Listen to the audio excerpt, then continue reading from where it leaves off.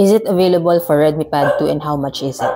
So, ang tinatanong ni sir is itong liquid silicone case na binili natin for our tablets. So, ito yung una ko nabili, which is yung black one for Redmi Pad SE. And then this one is the purple one for Redmi Pad 2. And then ang nagandahan ko sa tablet na to, accurate yung mga cuts and meron din siyang camera bump. Slightly elevated siya dun sa camera para protected. And then kita yung mga buttons niya lahat. Volume button and may mic.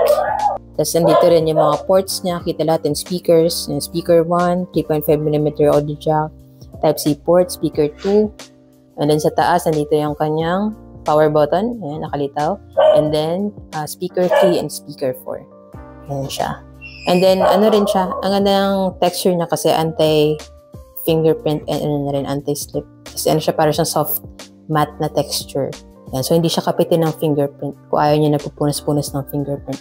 And syempre, hindi rin siya mag-yellow kasi unlike yung mga jelly case, di ba? Ito, silicone case na siya, so hindi na siya mag-yellow. Matagal mo siya magagamit. Ayan.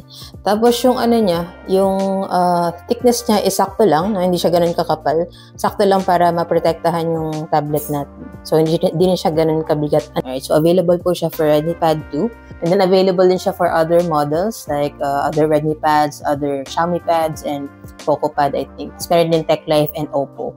And then may iba-iba rin siyang colors na available. Ito kasi sa akin, meron akong black, and then purple, right? Meron din siya mga shades ng blue, pink, and gray, I think.